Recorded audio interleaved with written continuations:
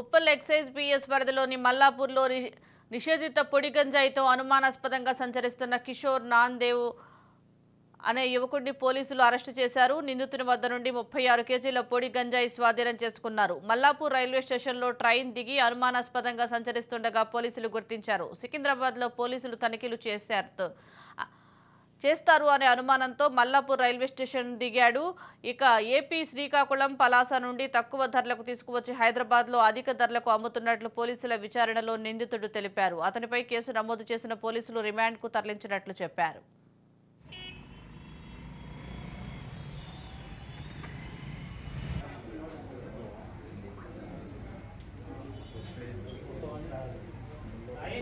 हाँ?